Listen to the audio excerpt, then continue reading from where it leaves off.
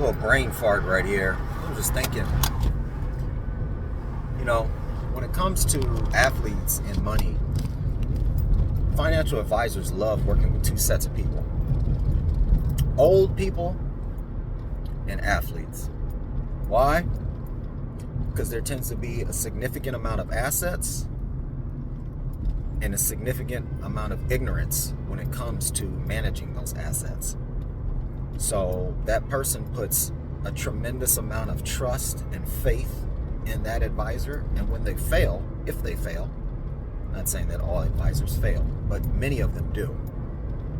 Many of them lag performance of just putting your money in a broad market S&P 500 fund, unfortunately. Even major hedge funds, funds that are sometimes getting 20 and 30% in a year. When you look at their average is lower than the market. The average hedge fund manager does not outperform the market. So you have this huge engine, this machine, this advertising machine that puts money into getting high net worth people with low net worth financial and investment intelligence. And that's not a knock on those people. It's just a mere observation. Being a former stockbroker, you learn about a lot of different types of people. And one of the problems is that you don't have these Kobe Bryants and Magic Johnsons in terms of the athletes a lot of the times, where these guys, once they started to get towards the end of their careers, they really started to invest time. And you hear Magic Johnson and Kobe Bryant, rest in peace, Mamba style, you hear all of these stories about how these guys actually put in time.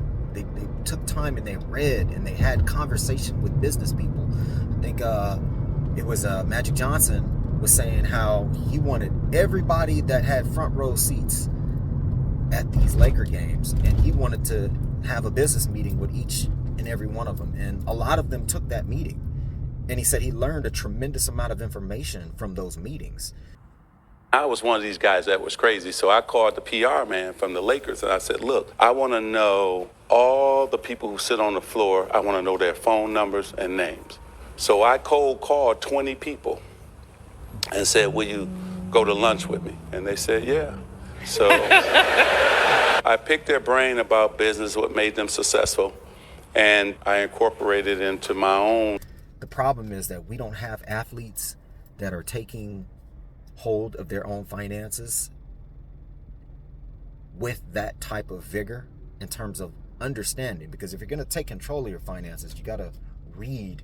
There's no way around it. You have to read. We are in a society now that does not like to read books at all.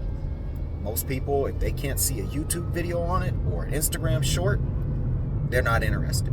So we really got to change that dynamic, and that's part of what my channel and what my vision for the programs that I'll be instilling. It's going to help make those things a little bit easier to digest, because trust me, I know how difficult these things are. There's certain financial products that exist out there where if I read it, I'm going to have to read it 5 times over just to really understand the nuts and bolts and the meat and potatoes behind how that financial product or instrument really works, and how it could work to the benefit of me or someone else, and what is the risk to me or someone else. So, there's a lot of information out there, and unfortunately, there's a lot of bad information out there.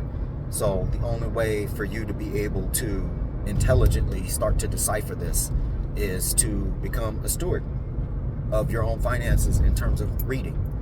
A lot of stuff I've been learning in the last couple months. So I'm not immune to the advice and the